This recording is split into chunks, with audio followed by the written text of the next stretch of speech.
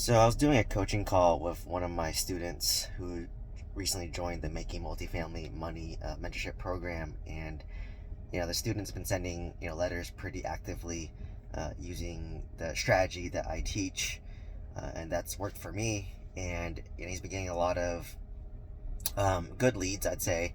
It takes a lot of patience, it takes a lot of consistency, which is where most people fail. But the student's been pretty consistent sending letters, and he had an interesting conversation with an owner where he had access to a 5 unit apartment complex nearby some properties that he already owns. So he kind of knows the area already. This is the beauty about economies of scale, right? Like for me, if I were to buy another apartment complex near my 26 unit, my 20 unit, I already know the area. I already have a property manager there. I already have a general contractor there. So it makes it very easy for me to analyze the deal, to know what the market rents are, to know what renovations are needed, and to easily take over the property because I already have a system in place, right? So this is what's ideal, right? You want to scale in a market that you already have a team built so that you're not starting from scratch, right? Like if I were to buy in Tennessee, I'm starting from scratch. If I bought in Oklahoma near my current apartment complexes, then I'm not starting from scratch. So it's a lot easier. So overall, the seller seemed pretty motivated, and you can tell who a motivated seller is because they are, number one, I'd say they're very realistic in terms of how much their property is worth. They communicate pretty rapidly, pretty openly with you. So that's a good sign, right? Like you can have a good deal, but if the seller's not motivated, nothing's gonna happen, right? Even if you submit an offer. So basically, the owner wanted a price, and I think it was like 300,000. And if you underwrite the deal, it penciled out. The cash flow was good day one. There's upside potential in raising the rents after some renovation, despite these high interest rates. So I just said, hey, we got to make offers on this immediately. Students been talking to the owner on and off, building a good relationship, building good rapport with the seller, which takes a lot of time, which takes a lot of skill. That's honestly the hardest portion. But, he's been doing the work. And basically I said, all right, you got to the point where they're realistic. It seems like they posted the deal on the MLS before. They've gotten beaten up on price, which is nice because, it's no fun to be the person to beat up a seller on price, but they're already beaten up. I think they're motivated. So I said, all right, let's submit 2 offers, right? One offer is going to be their price, but seller financing, right? Because they own the property free and clear. So give them their price, give some terms, right? For me, I always start with a 10-5-5 rule, 10% down, 5% term, 5% interest only. In today's market, I said that, 5% may not be as appealing, so just be prepared to go offer higher. And but good starting point, 5%, see what happens. They may say yes, they may say no, right? But given today's interest rates, they may say no. So prepare an offer that's creative finance, and then prepare an offer that's traditional finance, right? Because with the creative financing offer, you can close a lot faster. You can close in about maybe 2-3 weeks, right? All you have to do is due diligence, do your promissory note, and get an escrow. It's a pretty quick and easy process. If you want a traditional lender, even if it's a hard money lender, maybe you can close in 4 weeks. If you're going traditional lender route, you're talking about at least 60 days or 2 months, right? So if you're going to make 2 offers, seller finance will be their price. You pick your terms, start 10-5-5, so 10% down, 5-year term, 5% interest only. The traditional offer will be a little bit less. So if you felt comfortable doing 10% less, so about maybe 270, and traditional finance, right? And then I said, okay, submit those offers and then sell the seller finance offer better, right? Because how do you sell it? Well, number one, you close faster. Number two, they become the bank, right? So they're collecting monthly interest payments. Number 3 is that they're still getting mailbox money monthly, right? Number 4 is they're not hit with that tax burden up front, right? When they file their taxes, they can do installment sale. So they only pay taxes, long-term capital gain taxes on your down payment and your monthly interest payments. So it kind of helps spread that payment over time. And, so it can be a win-win situation all around, But let's just say they want to get rid of the money completely. Maybe they want to invest that money in a business. Then in that case, you can do, hard money loan, or you can do traditional financing, right? So what was nice about this property was that it has some upside. It's a big lot.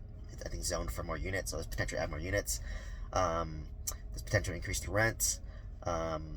It has some upside, right? Like, and he knows because he owns property there already. So that's what's beautiful about this deal. But I just said, you know what? Don't worry about this other stuff.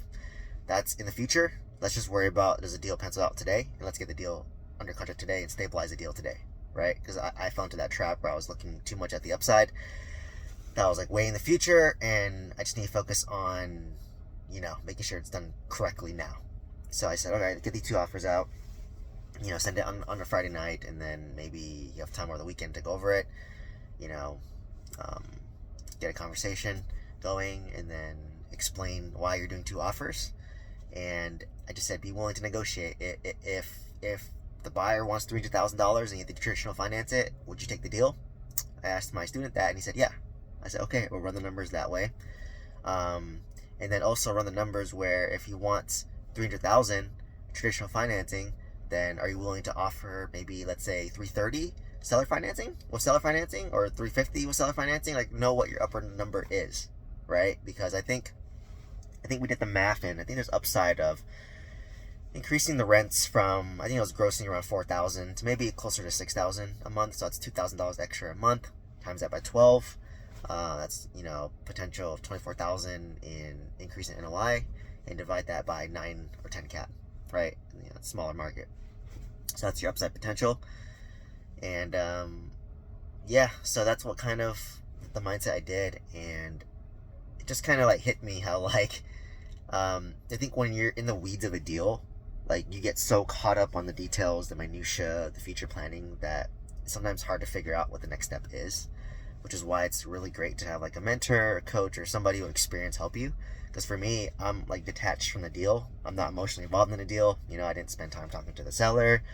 I didn't, spend all the time making the letters. So for me, I could see it more objectively. And even me, like I catch myself too, where like I teach other people, but when it comes to my own deal, sometimes I get too emotionally invested. So it's always great to have like a third idea, someone to bounce ideas off of, and to know what the next step is, because the answer might seem obvious to someone who's not emotionally involved, but to someone who's like been doing it every day, they just can't think clearly, right? So that's why I love the mentorship program. It helped me when I joined one, and then I'm helping others by creating one. So hopefully, fingers crossed, he gets this deal under contract. A lot of upside in this deal. It really reminds me of like my deals, so I have a good feeling about these, and that he'll close on it. And if my student does close on it, then I would love to bring him on to maybe share about his adventure, his journey, and how he built a relationship with the owner. But I would say what's going to make this particular student successful is that he's very consistent. He makes offers consistently. He sends out his letters consistently, and he's always analyzing deals. I said, even if the owner is not serious or not motivated, I always say make an offer. Because when you make an offer, it gets you in the habit of making offers, and make offers that make sense for you. Right? It may not make sense for the seller, fine, but it may make sense. As long as it makes sense for you, great. Submit that offer, and then at that point, they know you're serious. You at least got an offer on the table. Maybe they say no today, but in 3 to 6 months, when they get no other offers, they might come back, right? So it shows that you're serious. It shows that you want to take action. It shows that you're putting your money where your mouth is when you submit offers. So when I was hunting for deals, I always submit offers. When my students look for deals, I say, you know what? Even if your offer is $1 million less, submit an offer. They may laugh at your face, but at least you submit an offer, and you're serious enough to put an offer on the table, right? So it shows your character, your work ethic, and that you do what you say, right? So if you say, I'm going to submit an offer today and follow up with you on Wednesday, then submit an offer today, follow up on Wednesday, right? Just do what you say. So, we'll keep you posted on this video, but that was a very interesting coaching session, and wanted to kind of share some of the highlights that we both learned during this coaching session. If you're interested in joining my mentorship program, check out the link down below. Reach out to me directly via email if you're interested in a discount code. Also started a membership program on my YouTube thanks to your support. So if you're interested in giving ideas for videos, or you're interested in doing the private live streams, then sign up for it. Anyways, let me know if you have any questions. Happy to answer that, and let me know what topics you want me to discuss next. Please share this video with someone who find it valuable, and hope to see you next one. Thank you so much.